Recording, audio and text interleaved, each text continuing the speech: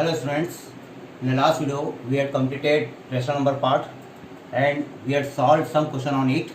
Now we will start with irrational number. So first we have to define irrational number.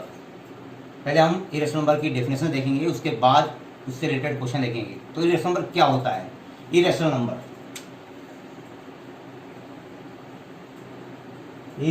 number इसका notation जो है वो S उसे generally लेते हैं हम. और इरेशनल नंबर के बारे में यदि बात करें तो इरेशनल नंबर इस सिंबल के साथ होते हैं और इस सिंबल को कहते हैं सर्ट्स या फिर रेडिकल. और इसके अंदर जो नंबर आता है उसको कहते हैं रेडिकेंड. मतलब यहाँ पर जो इरेशनल नंबर होता है उसके अंदर सर्ट सिंबल या रेडिकल सिंबल होता है और उसके अंदर जो लिखे होते हैं रेडिकेंड, और साथ में एक यहाँ पर नंबर लिखा होता है जिसको कहते हैं इंडेक्स. और इनसे बनता है आपका इरेशनल नंबर. तो इरेशनल नंबर के लिए हमें तीन चीज़ों पर ध्यान देना है. इंडेक्स, ये सिंबल जिसको हम कहते हैं सर्ट्स या रेडिकल, और इसके अंदर जो लिखा होता है रेडिकेंड. ये पूरा मिलकर बनता है इरेशनल नंबर. और ये तभी बनता है जब रेडिकेंड जो है कभी भी परफेक्ट स्क्वायर या परफेक्ट क्यूब या इस टाइप से नंबर ना हो जिसका हम रूट्स निकाल सकें, या जिसका हम क्यूब रूट निकाल सकें, या जिसका हम फोर्थ रूट निकाल सकें. मतलब यहाँ पर रेडिकेंड की वैल्यू जो है वो परफेक्ट फॉर्म में नहीं होना चाहिए. क्लियर? तभी ये इरेशनल नंबर होता है. इरेशनल नंबर में हमारे पास इंडेक्स, रेडिकल और रेडिकेंड मिलकर बनाते हैं इरेशनल नंबर को. लेकिन यहाँ पर फिर एक बार रिपीट कर रहा हूँ कि जो रेडिकेंड है वो कभी perfect square, perfect cube, perfect fourth powers वाली क्वांटिटी नहीं आएगी, क्योंकि यदि यहाँ पर इनको हम परफेक्ट फॉर्म में ले लेंगे तो फिर ये जो नंबर है वो रेशनल नंबर में कन्वर्ट हो जाएगा. तो इरेशनल नंबर्स के लिए क्यूब जो है, जो रेडिकेंड है, वो कभी भी परफेक्ट नहीं होता. क्लियर? चलिए अभी हम आगे बात करें इरेशनल नंबर को और थोड़ा सा डिफाइन करें. तो इरेशनल नंबर के लिए हम डिफाइन करेंगे तो उसके लिए कभी भी ये क्वांटिटी पी बाई क्यू के रूप में नहीं होती. एक और डेफिनेशन है जिसमें हम यदि बात करें तो पी बाई क्यू के फॉर्म में नहीं होती. Irrational number P by Q के फॉर्म में नहीं होती है. और साथ ही साथ इसका जो डेसिमल होता है वह नॉन टर्मिनेटिंग और रिकरिंग होता है. नॉन टर्मिनेटिंग रिकरिंग मतलब इरेशनल नंबर की यदि हम दूसरी डेफिनेशन की बात करें तो ये पी बाई क्यू के फॉर्म में नहीं होता है. और साथ ही साथ इसका डेसिमल रिप्रेजेंटेशन जो है वो non terminating recurring, non recurring होता है. Sorry, non terminating non recurring. Clear? तो इस टाइप से हम इसको एक और डेफिनेशन दे सकते हैं. तो यहाँ पर हमारे पास दो डेफिनेशन हो गई, पहली डेफिनेशन जिसमें number which is come with the search symbol, और number which is come with the search symbol, this is called be the irrational number. And the second definition, a number which is cannot be written in the form of p by q or whose terminating decimal is non-terminating, non-recurring, then it is called be the irrational number. Clear? तो ये था irrational number की definitions. अब इसको कुछ example बता रहा हूँ. जैसे फॉर एग्जांपल √2, √3, √5, √4 नहीं होगा. √4 नहीं होगा क्योंकि यहाँ पर जो क्वांटिटी 4 लिखी गई है वह परफेक्ट स्क्वायर है. और परफेक्ट स्क्वायर जैसे मैंने कहा था कि रेडिकेंड परफेक्ट स्क्वायर होता है तो वह इरेशनल नंबर नहीं, वो रेशनल नंबर में कन्वर्ट हो जाता है. तो यहाँ पर ये रेशनल नंबर में कन्वर्ट हो जाएगा. तो ये क्वांटिटी जो है वह हमारी है इरेशनल नंबर की डेफिनेशन के अकॉर्डिंग. अभी एक चीज़ और बता दूँ मैं आपको कि जैसे यहाँ पर हमने कहा स्क्वायर रूट. स्क्वायर रूट का मतलब यहाँ पर ये जो इंडेक्स होता है उसको पहले फिट करना पड़ता है हमें. फिर इस सिंबल को, जिसको हम रूट भी कह सकते हैं, रेडिकल भी कह सकते हैं, सर्ट भी कहते हैं, और उसके बाद आता है रेडिकेंड. मतलब इन तीनों का कॉम्बिनेशन मिलकर उसका नाम बनता है. और जैसे स्क्वायर √2, जब कोई नंबर नहीं होता है, जब कोई इंडेक्स नहीं होता है तो उसको 2 पढ़ते हैं. जैसे ही यहाँ पर कोई नंबर दूसरा आ जाता है तो उसको हम उसके अकॉर्डिंग पढ़ेंगे. जैसे cube √5, cube √5, fourth √8, fourth √8. Clear? तो इस तरह से यहाँ पर ये इरेशनल नंबर्स के कुछ एग्जांपल्स हैं. अभी इसी से रिलेटेड हमें कुछ क्वेश्चन करने हैं जिनमें हमें बताना पड़ेगा कि ये जो नंबर लिखे गए हैं वो इरेशनल नंबर हैं. ये जो √2, √3, √5 ये जो नंबर्स लिखे गए हैं वह इरेशनल नंबर है. ये प्रूव करना पड़ेगा. और इसको प्रूव करने के लिए हमें रेशनल नंबर की जो डेफिनेशन है उसका यूज़ करना होता है। मतलब यहाँ पर हम जो प्रोसेस यूज़ करते हैं उसको कॉन्ट्रोडिक्ट प्रोसेस करते हैं। कॉन्ट्रोडिक्ट प्रोसेस लेकर हम इसको प्रूव करते हैं कि ये इरेशनल नंबर है। ठीक है, तो इसके लिए हम प्रोसेस यूज़ करेंगे कॉन्ट्रोडिक्ट प्रोसेस। मतलब इसका मतलब है हम नंबर को रेशनल नंबर लेकर चलेंगे और बता देंगे कि हम जो प्रूव करना चाहते हैं वह इस टाइप से सही प्रूव होगा। ठीक है, चलिए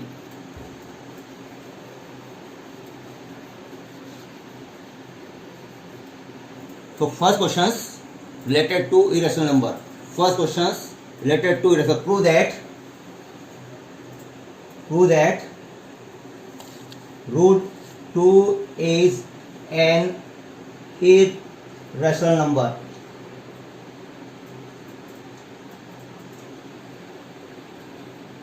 Prove that root 2 is an irrational number. So prove that root 2 is an irrational numbers, ये हमें प्रूव करना है। और इसको प्रूव करने के लिए हमने कहा कि कॉन्ट्रोडिक्ट प्रोसेस लगाना होती है। कॉन्ट्रोडिक्ट का मतलब होता है जो है उसका अपोजिट लेना है, मतलब रेशनल नंबर लेना पड़ेगा हमें। So let us suppose root 2 is a rational number. अब रेशनल नंबर्स है, इसका मतलब है इसके रेशनल नंबर की डेफिनेशंस का यूज करना पड़ेगा हमें। और रेशनल नंबर की डेफिनेशन के अनुसार रूट 2 को हम p बाई क्यू के फॉर्म में लिख सकते हैं। This implies that root 2 is written in the form of p by Q, where p and q are integers and q is not equal to 0। और क्या इसके अलावा p and q have no common factor except 1। p and q have no common factor except 1 के अलावा कोई भी common factor इसमें नहीं होना चाहिए। डेफिनेशन है रेशनल नंबर की। यदि ये रेशनल नंबर है तो रेशनल नंबर को हम p बाई क्यू के फॉर्म में लिखते हैं। और साथ में ये होना चाहिए कि p और q इंटीजर हो, q की वैल्यू 0 नहीं हो, और p और q के अंदर कोई भी कॉमन फैक्टर ना हो एक्सेप्ट 1। एक 1 हो सकता है लेकिन 1 के अलावा कोई कॉमन फैक्टर नहीं होना चाहिए। क्लियर नाउ, अब इसके आगे हम स्टार्ट करेंगे squaring both the side. Squaring both the side, square करेंगे क्या होगा, इधर होगा 2, उधर जाएगा यहाँ से स्क्वायरिंग करने पर इधर हो जाएगा p square by Q square. अभी आगे और बढ़ाएं तो यहाँ पर क्रॉस मल्टीप्लाई करने पर क्या बन जाएगा, ये p square is equal to 2q square, p square equal to 2q square. अब यदि हम थोड़ा सा इसी बात को समझें तो p square equal to 2q square, मतलब यहाँ पर p स्क्वायर जो है वह डिविडेंट आ रहा है, 2 जो है वह डिविजन आ रहा है, और q स्क्वायर जो है वो क्वेश्चन आ रहा है, और रिमाइंडर क्या आ रहा है यहाँ पर 0। मतलब यहाँ इक्विवेलेंट डिवीजन के रूप में यदि हम देखें बात करें इसको, तो यहाँ पर हमें चीज़ मिल रही है कि p स्क्वायर जो है वह 2 से डिवाइड हो रहा है। p square is divided by 2 means this implies that 2 divides p divides 2 divides 2 p square, 2 divides p square. Clear? This also implies that 2 divides p, क्योंकि हम एक थ्योरम पढ़ चुके थे जिसमें हमने कहा था कि यदि कोई नंबर्स किसी से डिवाइड होता है तो उसका स्क्वायर भी उसी नंबर से डिवाइड होगा, उसका क्यूब भी उसी नंबर से डिवाइड होता है। एक थ्योरम है, according this theorem if 2 divides p square then 2 also divides 2p.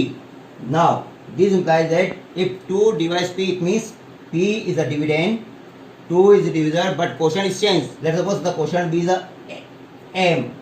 Let us the quotient be the m, p divided by 2 up to m times. Now again we have to square this quantity, then we have p square equal to 4m square. यदि हम again इसका square करते हैं तो p square equal to 4m square मिलेगा हमें। Clear? अब हमारे पास p स्क्वायर की दो वैल्यू आ रही है, एक तो यहाँ पर मैंने लिखा p square equal to 2q square, और यहाँ पर लिखा है p square equal to 4m square. इसका मतलब है p स्क्वायर की दोनों वैल्यू क्या होना चाहिए, इक्वल होना चाहिए। अभी हम इनको कंपेयर करें तो कंपेयर करने पर हमें ये क्वांटिटी मिल सकती है, कौन सी, 2q square is equal to 4m square. We have to compare the value of p square, we have to compare the value of p square. This p square value को compare कर रहे हैं और इससे हमें मिल रहा है यहाँ पर this implies that 2q square equal to 4m square. Either we have to mention here second and here is a 1 then we will try here from 1 and 2, from 1 and 2, 1 और 2 को कंपेयर किया हमने, 2 Q square equal to 4m², और आगे बढ़ें तो यहाँ से क्यू स्क्वायर इक्वल टू हो जाएगा 2m²। अब फिर वापस यदि हम इसको देखें तो ये इक्विलिब्रियम डिवीजन के फॉर्म में आ रहा है, लेकिन यहाँ पर डिविडेंड चेंज हो गया है। यहाँ पर डिविडेंड आ रहा है क्यू स्क्वायर, डिवीजन आ रहा है 2, और क्वेश्चन क्या आ रहा है यहाँ पर m²। दिस इंप्लाइज दैट क्या होगा, इससे वापस थ्योरम के अकॉर्डिंग हम बात करें तो 2 divides q square, this implies that 2 also divides q. अभी 2 डिवाइस कर रहा है q square, then 2 divides q, 2 q को भी डिवाइस करेगा।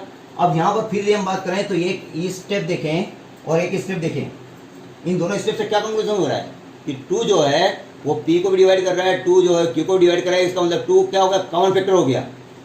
This 2 is a common factor in p and q। This implies that 2 is a common factor of p and q। क्या possible है?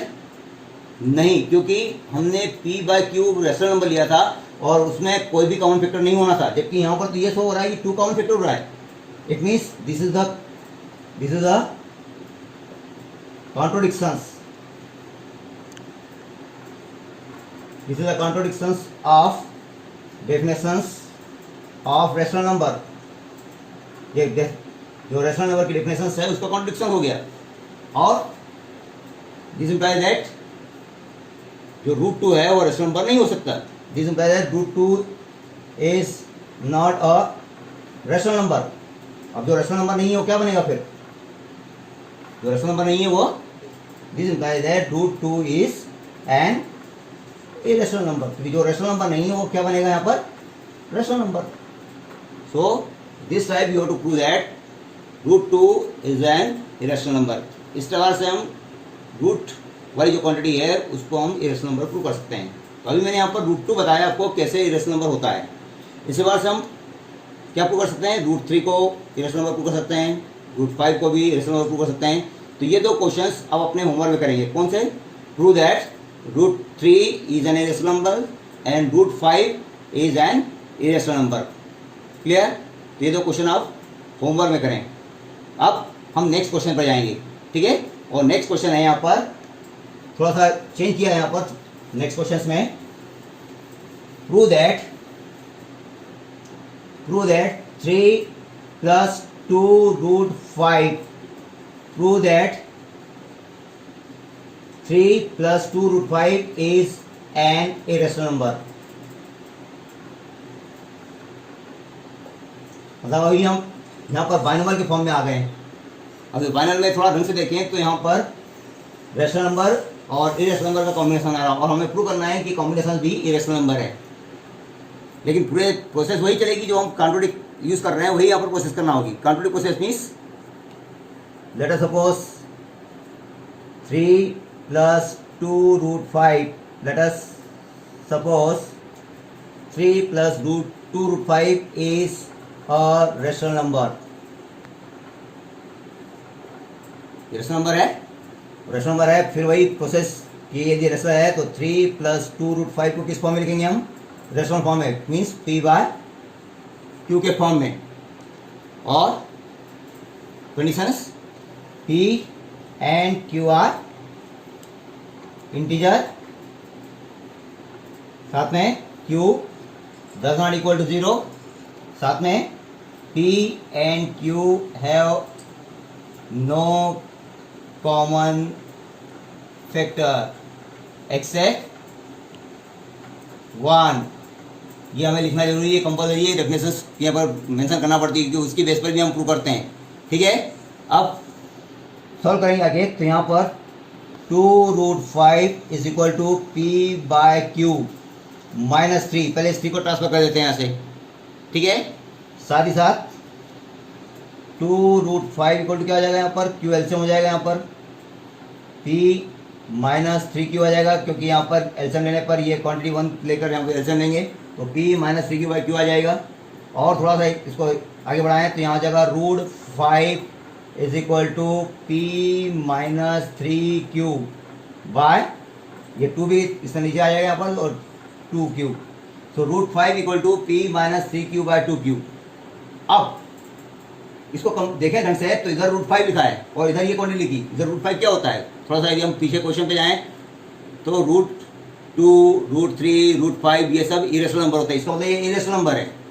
इधर की बात करें तो ये p और q जो है रेशनल थे, इनको सॉल्व करेंगे तो इससे क्या मिलेगा, रेशनल। अब यदि हम दोनों साइड का कंपेयर करें तो दोनों साइड में से एक साइड हमें मिल रहा है रेशनल और एक साइड मिल रहा है इरेशनल नंबर। फिर रिपीट कर रहा हूं, यहाँ पर हमें √5 क्या है, यहाँ पर √5 इरेशनल नंबर है और p-3q बाय 2q का है यहाँ पर रेशनल।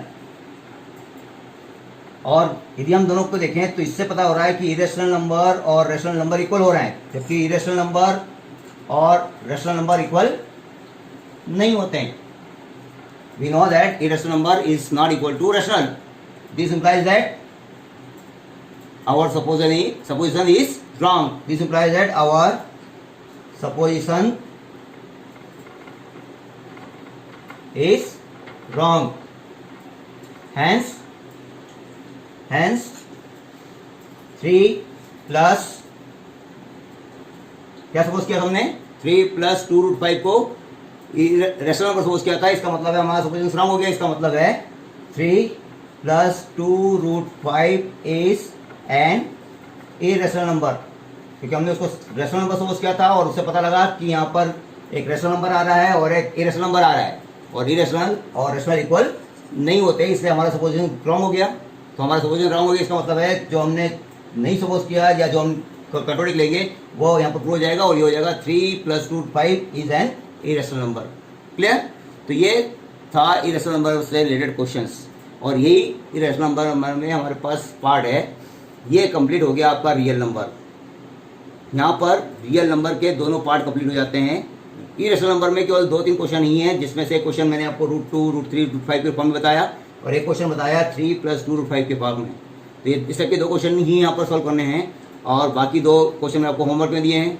उन 2 क्वेश्चन को आप होमवर्क पर ट्राई करिए, चेक करिए कि आपको इरेशनल नंबर के बारे में समझ में आया या नहीं। तो ये हमारा रियल नंबर वाला जो चैप्टर है वो यहाँ पर कंप्लीट हो रहा है। Okay, thank you.